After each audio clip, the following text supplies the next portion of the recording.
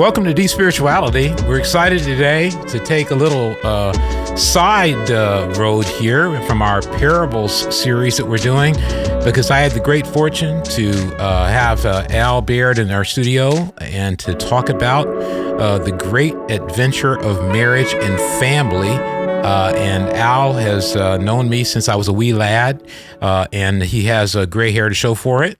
And I want you to be able to benefit from all I've learned, and so many hundreds and thousands of people have learned from him about living a life of faith that is manifested in your marriage and your family. First, I want to tell you a little bit about Al and Gloria, and they've written a book that I'll refer to in a bit.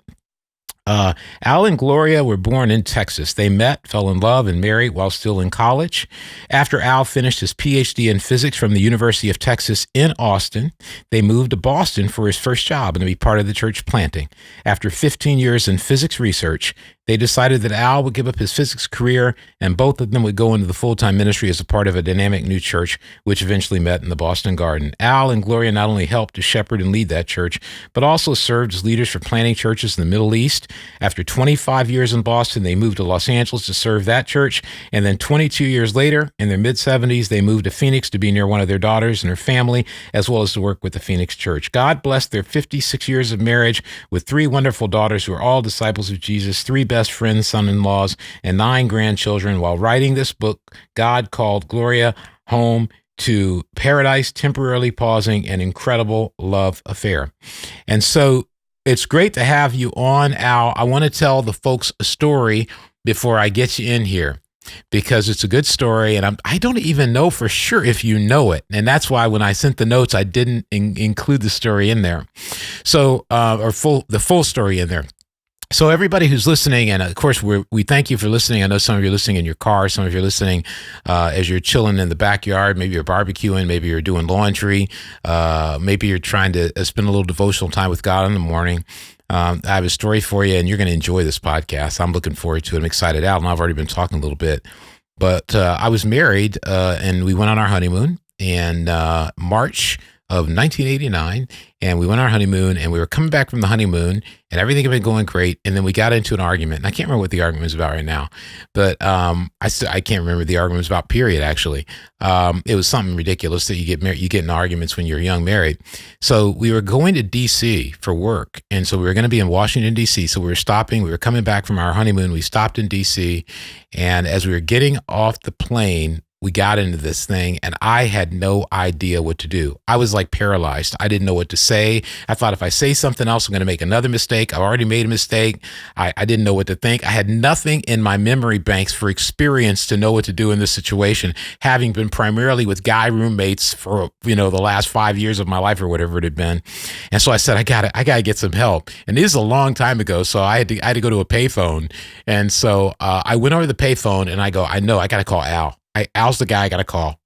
And so I get my money. I put the money in the old payphone. And I know a lot of you are laughing out there. A lot of you guys who are younger, you're sitting there going, what's a payphone? And you go up to it, you put money in it, and you get to talk for a little while. And then you have to put more money in if you want to talk longer, or you put a credit card in.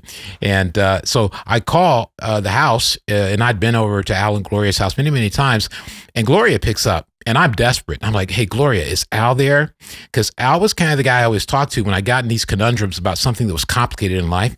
And she goes, oh, no, Al's gone. He's in an appointment. And I was like, and, I'm like, I wasn't crying, but I was thinking about it.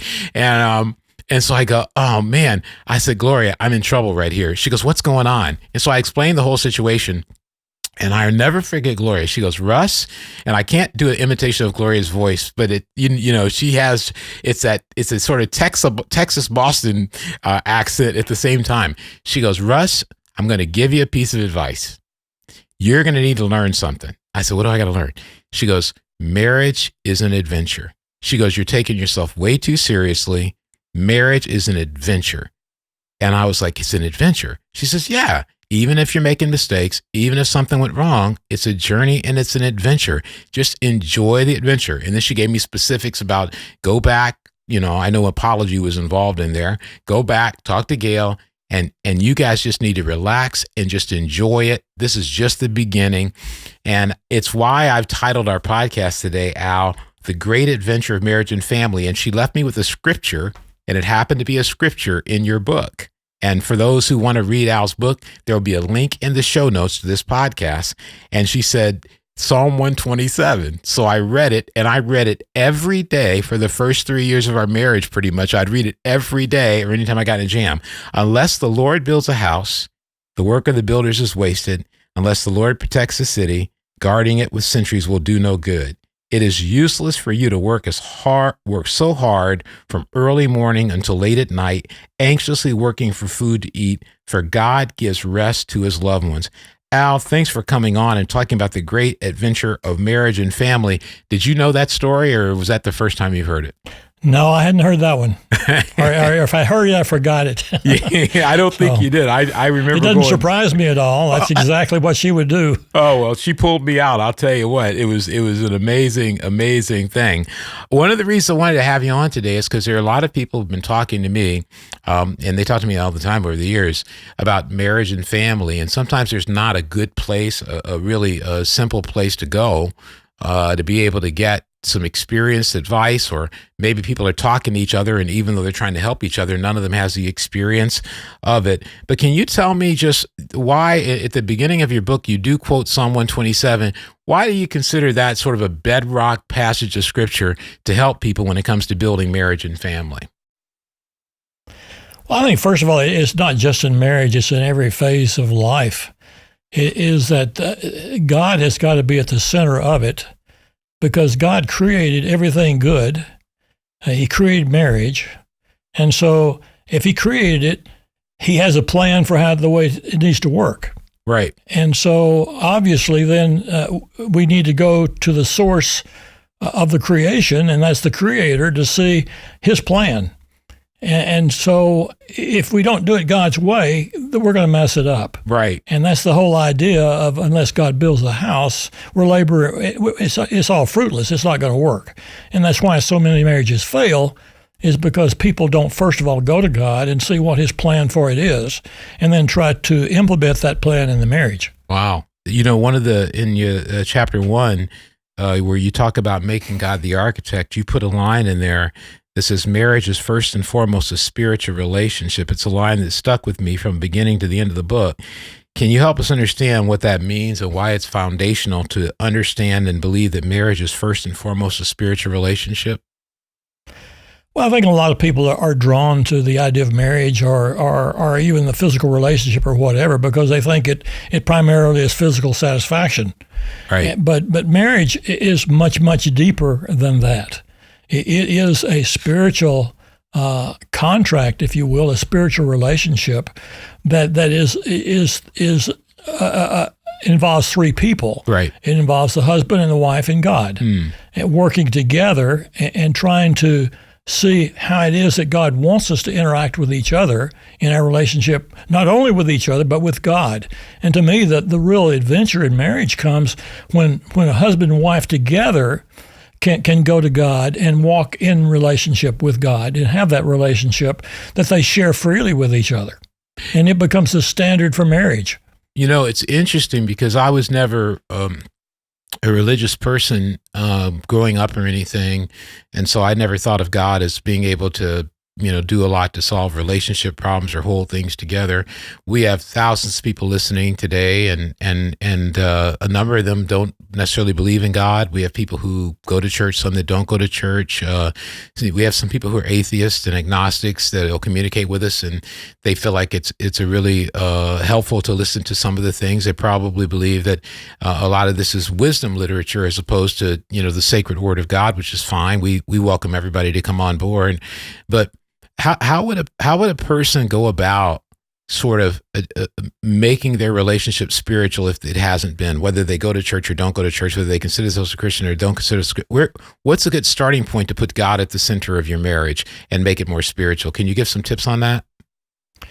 Well, I think the first thing is to realize that when two people, a husband and wife, come together, we're basically selfish people. I mean, we have what we like, we have our own taste, we have our own ideas, and that's fine. I mean, God creates us that way. Mm-hmm. But marriage is a melding together of two totally different people with different ideas, with different concepts, with different likes and dislikes. And if we don't have the help of God, the third party, we end up in conflict with each other, because we by nature think that my idea, my way of thinking is the right way. It's always the way I've done it. Oh boy! And coming to understand the other person's perspective is one of the real adventures of marriage. And it, quite frankly, and we were married 56 years, and we were still working on that idea. Trying to totally understand each other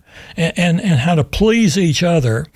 But it's back to the idea that to me, the thing that makes it successful is to really believe that I didn't come up with this idea of marriage. There was a creator that created it, and he created it so it would bring joy and happiness and fulfillment in life, not just to populate the world, but to really be a place that was, if you will, a retreat in life, that we can go to each other. And if you don't have that idea, then it becomes just my idea versus your idea. And there's always going to be a sense of conflict if that's all you have. If you don't have a source of authority, if you will, an overall umbrella that you trust, that we can go to this source of truth and find the answers to how we can really fulfill each other. And that to me is one of the real joys of life. It's what makes me, one of the things that makes me believe in God is to see how well two people can get along together when you try doing it with the way that God says to do it. Wow, it's sort of the proof is in the pudding that when you try it, it really works. And when you don't do it, you mess it up. Well, you know, what I like about what you're talking about, Al, is I know you're not saying it's simple, but the plan is simple.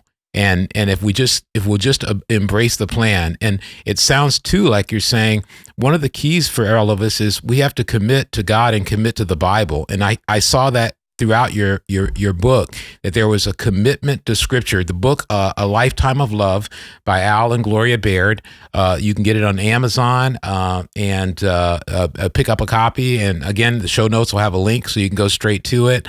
But it seems like you're talking about being committed to God, committed to the Scriptures, and everything I hear you saying, as you were talking, I kept thinking about Psalm 119, which is a great psalm for people to read if they want to get faith in the Word of God and all it can do.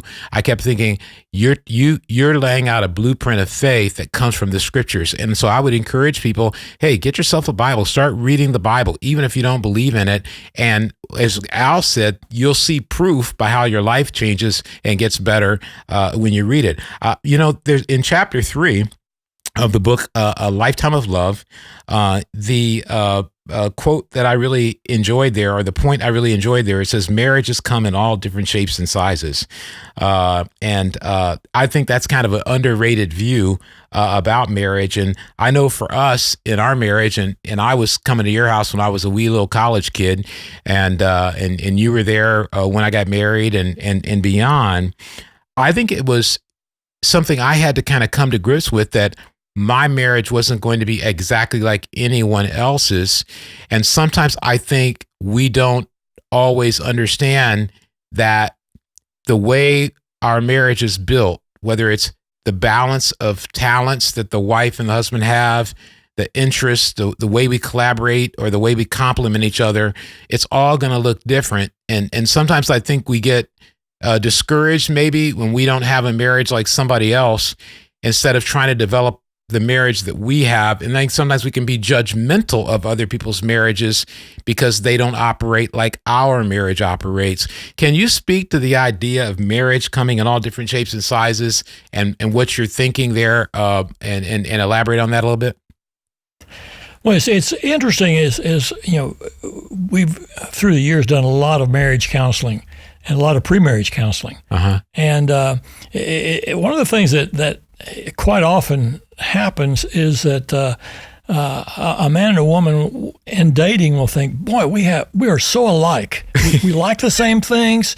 We do this, we do that, and man, we love the same movies. We love the same places to eat. All these kind of things. Yeah. And then you get married and say, man, we are so different. We don't even agree on how to put the toilet paper on. I mean, and when you start living together all the time, you find out we're really different. Oh, yeah. We have different tastes and different ideas, different philosophies. And to me, one of the real adventures of marriage is not trying to change each other, but rather trying to complement it and drawing on the strengths of each other and building something even bigger and better than you would have in yourself. Wow. Because you put together the strengths of two people in a synergistic way, it becomes a very powerful dynamic and a very powerful team. You know, as you're talking now, I'm laughing because I'm like, I resemble every remark and every comment you just made there of in the dating. Hey, I got this totally under control, man. This is great. And I'll never forget, I had a hint when I was like, let's watch a movie. And I love Westerns. I was like, we got to watch Western. We got to watch a Western. And Gail was like, what? And I was like, uh-oh. And, you know, it was all downhill from there of going, oh, yeah. And right down to, like you said, the toilet paper. One of the things that comes to my mind is in chapter 4, where you talk about loving one another, you gave 5 principles for loving one another. And when I saw the 5, I was like, I wish I'd read those like 6 months or a year before I got married. And the 5 are unconditional love and acceptance, emotional intimacy and great communication, spiritual intimacy, encouragement and affirmation, and companionship. And I read those and I was like, man, if I could just get those down, you know, I could transform my marriage if I could just do chapter 4, but I couldn't get through chapter 1 through 3 yet. So I was like, I got to, you know, it's a little challenging. Tell me if you can, or I shouldn't say tell me, but tell us if you can, why did you pick those 5 or what was your thinking in picking those 5? I think it's as you go through life, and you look back and you reflect and you say, okay, what was it that worked with us? But also with all the marriage counseling we did, we saw marriages in every form. You sort of start analyzing, okay, what are the things that the marriages that really worked well, what were the characteristics of those marriages? And then for the marriages that really had problems and some unfortunately ending in divorce, what led to the divorce? Why did people give up on each other? Okay. Why did the relationship fail? And so those are 5 things that we thought were very key and very important in building a successful marriage that for long term, for the long haul, the couple enjoyed each other through all the phases of life. Wow, I love it. Can you talk a little bit about the difference between emotional intimacy and spiritual intimacy? Well, I think the emotional intimacy is, some of us are introverts, some of us are extroverts. Gloria loved deep conversations. I'm more of a typical guy that answers in 3-word answers, and always Gloria would always say, "What do you think about this? What do you feel about this?" I didn't have a clue what I felt about this, and so I just have to stop and think about this.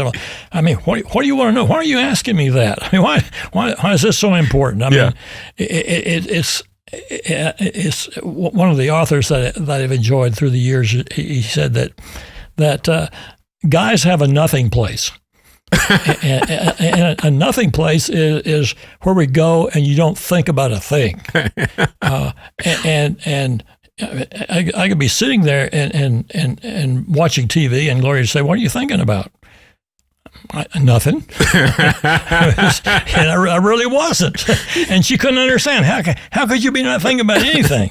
there's we are different people. I mean, there's some things that are characteristic of men and women. Right. But even among men or even among women, we are just different people. Right. And to link up and enjoy each other emotionally is to enjoy the things the other enjoys emotionally and try to understand where the other person is coming from emotionally. Wow. And that is very different than the spiritual intimacy. Mm-hmm. Spiritual intimacy is together going to God for his guidance, his direction. I don't even remember why, but we decided on our honeymoon that we would start praying together every day. And we did that then pretty much every day that we were together. We would pray before we got out of bed in the morning, we would pray together. And it would not be a long prayer. Right. I mean, it might be 2 or 3 minutes, but it's sort of a sign on with God for the day. Right. And then the last thing at night, we would pray, and we'd normally take turns and whatever, and it would not be unusual for one of us to go to sleep during the prayer and whatever. Mm-hmm. But it was a spiritual intimacy that we wanted to include God in our marriage, in our relationship, to make him a part of our relationship. So that we knew that if we had issues with each other, we would disagreements, or even if we were planning for the future or planning for the day, we would include God in that. We'd try to bring him into the equation and make him a part of our relationship together. And that's a spiritual intimacy, which to me is significantly different than the emotional intimacy. Right. Right. And it's interesting because I think looking at what you were talking about and listening to you, I don't know that I've ever taught that clearly to people that those are two investments you have to make and they're not the same thing. And there need to be time taken out for it. Also, I remember coming over your house as a college student, and I understand better. I was able to have conversations with you and Gloria at the same time. And sometimes when you talk to people that are married, you can talk to the husband, you can talk to the wife, and it's you're talking to you clearly are talking to two different people. And then there are people when you talk to the couple, you're talking to both of them together. And I think some of that is the intimacy that's spiritual and emotional that then allows you to include other people and affect other people together. And I know you talk about it, and we'll talk about this in a little bit with regard to family, that the closeness of the marriage affects the children and creates a culture and an environment amongst the children. And so if you check out what Al and Gloria listed as these 5 foundations, really, I think, the unconditional love and acceptance, emotional intimacy and great communication, spiritual intimacy, encouragement and affirmation, and companionship, I think they're not only great for marriage, but I think as we're going to talk a little bit later when I give you the 6 quick questions, they'll be aiding us in building our families.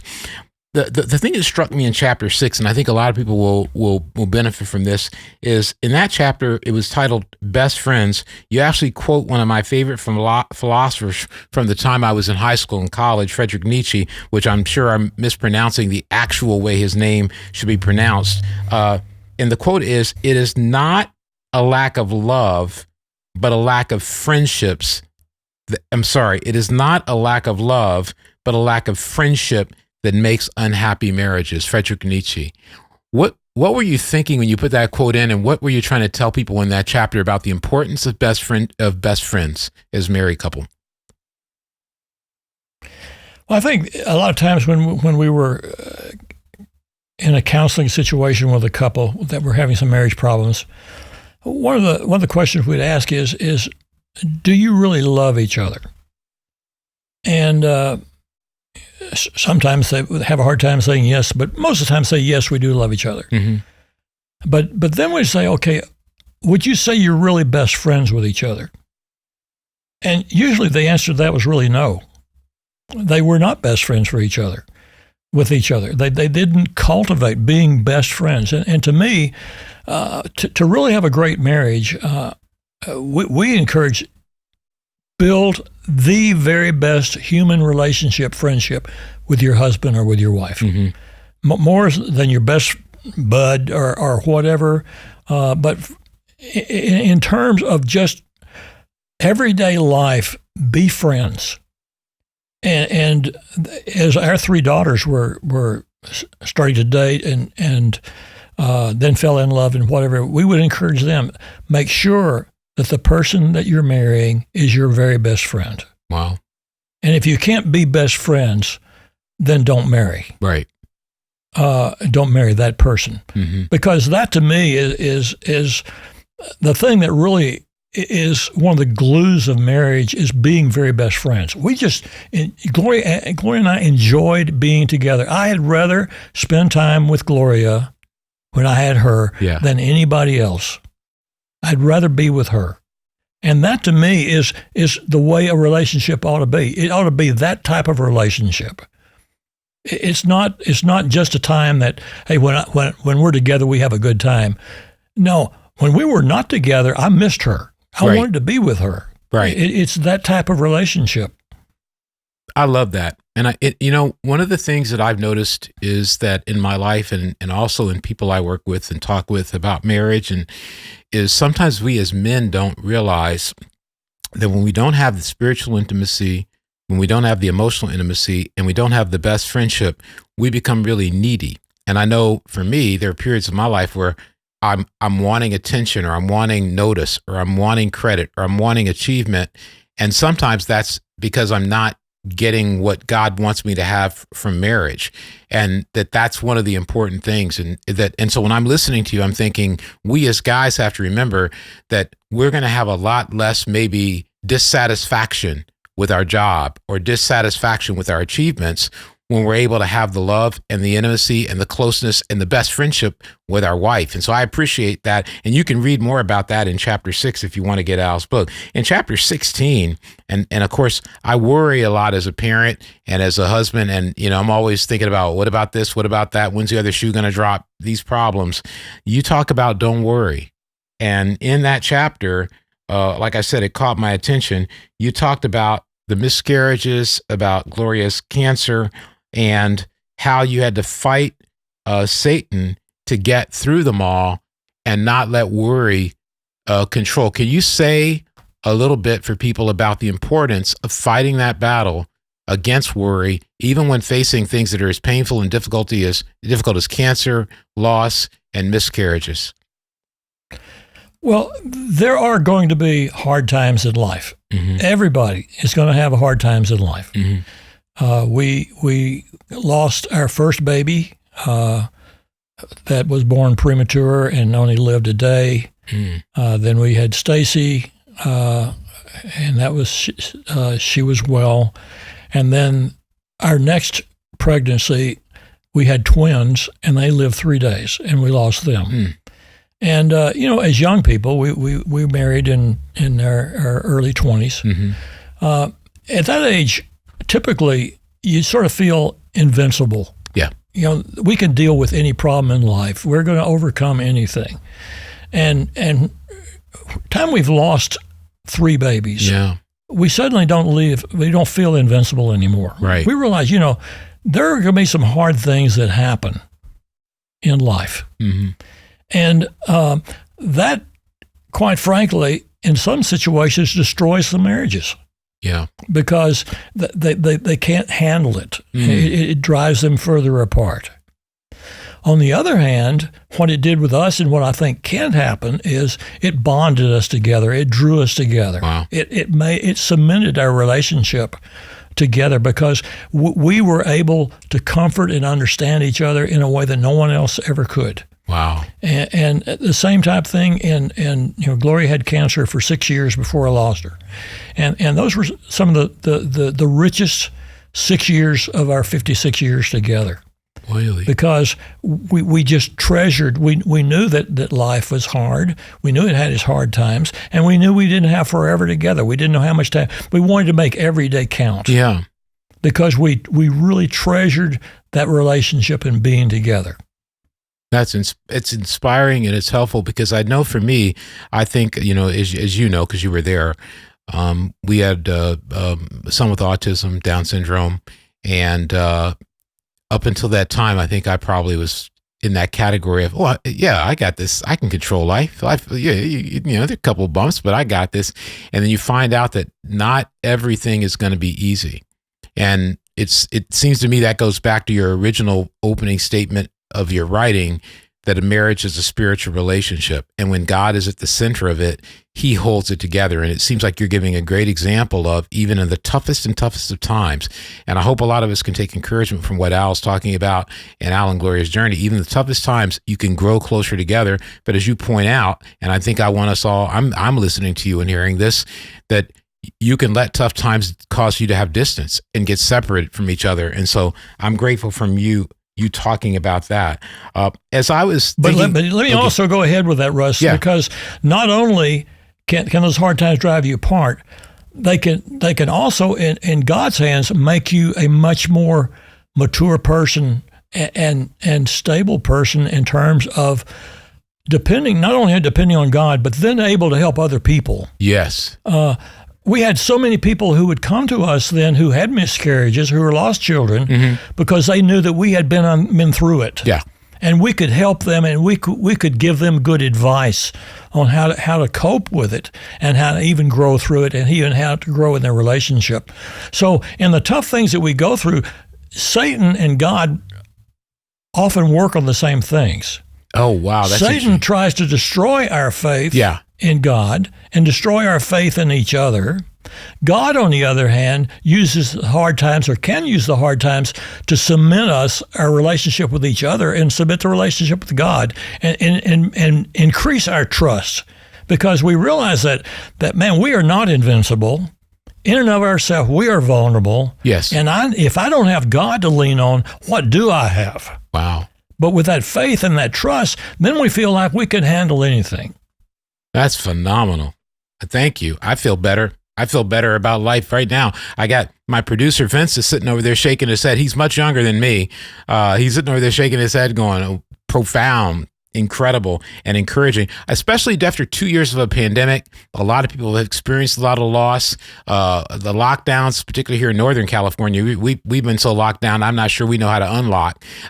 It helps a lot to know, one, we can get through hard times. Two, they can shape us. Three, there are going to be some losses. There are going to be some defeats in life, but that doesn't have to destroy our faith or destroy us. I want to get you out of here on what I call 6 quick questions about family building, and I'll have you back to elaborate on these at some point. But I want to give people just a real snapshot of 6 quick questions that you can answer. 6 questions. Question number 1, if you're ready for the 6 quick questions, Al, are you ready for the 6 questions? Let's try it. Okay. Do you believe family is first and foremost a spiritual relationship? It depends on who you ask. I do, yes, absolutely. I think primarily it's a spiritual relationship, because if it's not a spiritual relationship, I think that you're almost rolling the dice on how successful it's going to be. If you don't have the architect involved in the process, then it's a crapshoot. Al, you just scored on that question. Vince is over there. Going, thank you for telling me all this before I head down this path. Number 2, how can we learn to love the family we have? What I mean by that, and you help me in this area, because we have a family with special needs. But sometimes you write in your book about not living your life through your children, or trying to live your life through your children, that kind of thing. Sometimes, I'm going to speak for men particularly, sometimes you have your kids and maybe they don't accomplish what you want them to accomplish. Don't go to the school you want them to go. Don't get the GPA. Don't play the sport. Don't succeed. What's a tip about learning to love the family you have instead of either envying other families, wanting a different family, or being disappointed in your family? Well, of course, one of the dangers in parenting is try to live your life through your kids. Mm-hmm.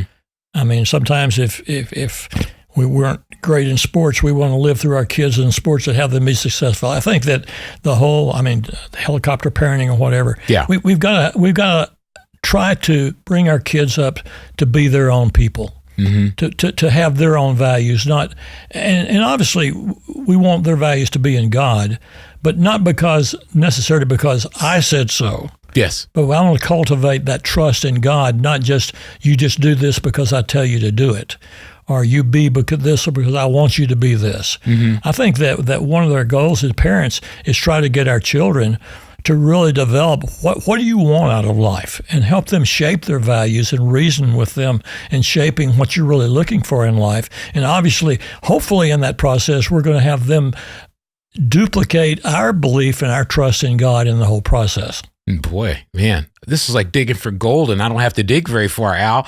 Question number 3. This hopefully makes sense. Do the principles of marriage and family change when we face difficulty? You kind of talked about this earlier, but a lot of people I'm talking to right now, they're facing financial challenges, spiritual challenges, emotional health challenges are a big thing after the pandemic, disability, children with disabilities, their personal disabilities, maybe like you referred to earlier, a loss of a child, a loss of a spouse, which you've been through. I guess what I'm trying to find out is, what would you say about when you go through difficult times, the importance of holding on to these baseline principles of marriage and family instead of letting the pain of life cause us to loosen our grip on these really eternal principles? I think it comes down to basically, what are our values? Who do we trust? Okay. Do I trust myself? Do I trust my marriage? Do I trust my career? Do I trust my talents? Or do I trust the creator of the universe? Okay. I mean, I would hate to live life knowing what I've known in 81 years with the ups and downs of it if I had to do it on my own. Mm-hmm. If I didn't have a basic trust in God and knowing that He's in control, that He knows things that I don't know, but I know that He loves me and He wants what's best for me, then to me, I would be miserable. I would worry about even driving home. Yeah. Am I going to get shot? Am I going to be in a wreck? Am I going whatever? Rather than thinking, you know what, my life is in God's hands. He's in control. He ultimately wants this eternal relationship with Him, which is really what's important. Is the idea. Gloria and I always believe that this life is a pilgrimage to eternity. And we're here just to prepare for eternity, which makes it an adventure. Yeah. Because we really believe it has a happy ending. Wow. Life would be miserable if you didn't believe in a happy ending. Wow. I like that, Al. I like that. I'm happier already. Vince is loving it. Vince, my producer today, he doesn't usually do the recordings, so he's loving that he got to record you. He's like fired up. Question number 4, what are the most significant obstacles for men in prioritizing being fathers? What do you think are the significant obstacles for men in prioritizing being fathers? Wow, that is a tough one. I'm gonna throw something out at you, because one of the things I worked at, and you actually helped me with this, well before I was a father, is that think sometimes our ambitions, selfish ambition, our desire to achieve, our desire, whether it's a career, it's a position, a title, becomes so important to us that it's hard to prioritize being a father, because sometimes we're choosing between, if I do this work and I don't play with my kid, if I push back going to see that game, if I don't do this thing, if I'm not at dinner. I remember going to your house and eating dinner with your family, and it was a powerful impact on me, because I knew the job you had and all that you had to do, and the fact that you could be there fully present. And I think Carrie may have been the only one left home at that time, but that the others were in college. But the fact that you could be there, it made a statement to me that the priority of your life in the midst of this storm is being a father. I've read about and followed Barack Obama, President Obama, and he talked about, even while being president, going to the residence and eating dinner, however short, with his girls, and making that a priority. And so maybe I should ask you not what is the most significant challenge to it, but I should ask you, how should we think about that when we're facing career pressures, when we're facing expectations of people outside of our home? How should we think about making the decision to say, no, in the midst of all this, my priority is going to be being a dad? I think there are several different approaches or facets to that question. Mm-hmm.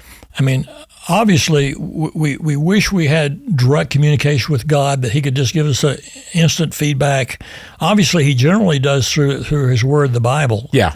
But not necessarily in a specific. What do I do, God, in this particular situation? What do I do with my schedule in this situation? How do I spend the right amount of time? How much time do I spend and whatever? Yeah. And I think that one of the things that we all need is an outside source of advice that we trust.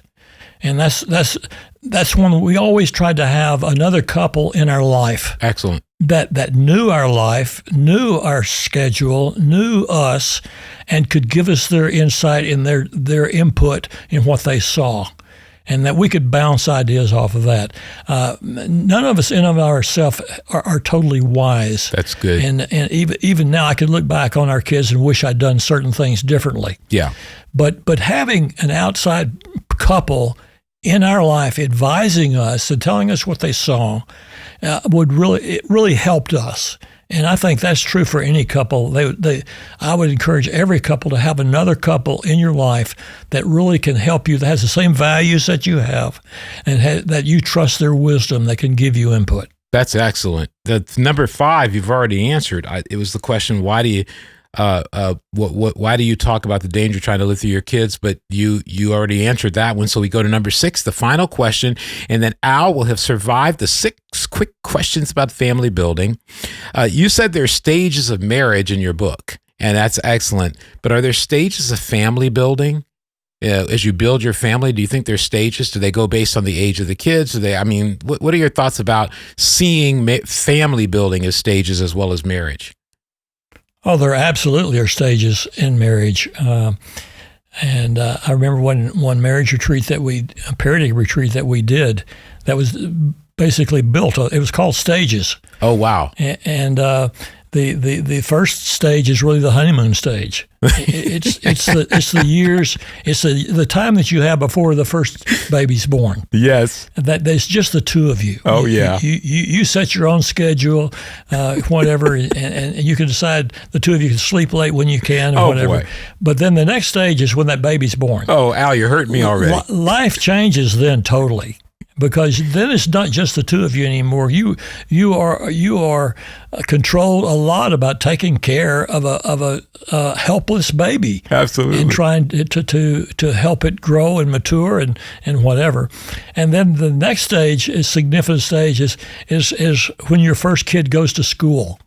I mean, that's a trying. I mean, that's a hard time to take your kid to school and let them go by themselves in the classroom. And you're praying they make it all right and whatever. And so that's another stage. Another stage is when the kids become teenagers. Oh boy.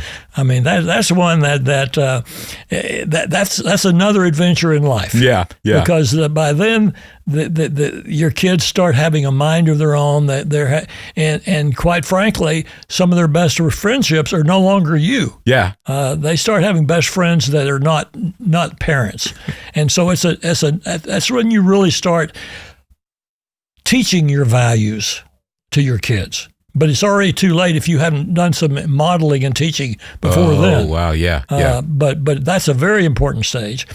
And then another stage, obviously, is when the kids move out of the house and become single adults. And of course, it's not unusual today that a lot of times the single adults move back home. And so you think you have an empty nest, and you didn't have an empty nest. And they're back like poltergeists. They're back, that's right. But once your kids leave home and realize that you're no longer the if you will, controlling parent. Hopefully you're still the influencing parent. Sure. But it's no longer saying you need to be in by this time at night, or you do this or you do that. But they're out on their own. And then another stage then is when they marry, which now you're introducing a whole new person into the equation, their partner. Okay. And then the final stage is when the grandparents are grandparenting stage. That's one of the most fun stages of all. Oh, really? Is when you can spoil your grandkids and you don't have to worry about it. Oh, it's the parents. I see. It's their kids' problem. But anyway, those are, and they're really more subdivisions on those stages. But those are some of the major stages in life. Al, you have survived the 6 quick questions about family. It's been incredible to be able to have you on to talk about the great adventure of marriage and family. Don't forget, all those who are listening, A Lifetime of Love is the book by Al and Gloria Baird.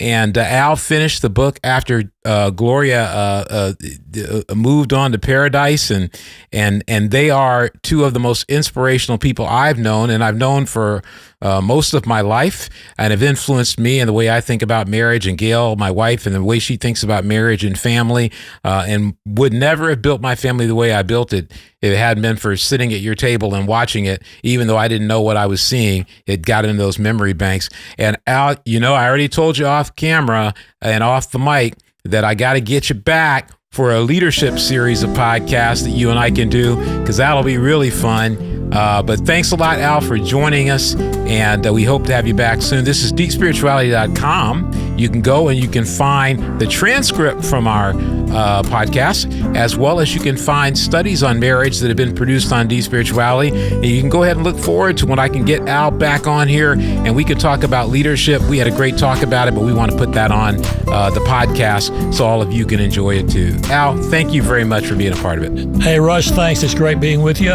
Look forward to doing it again. Awesome. Deep Spirituality, and we're out.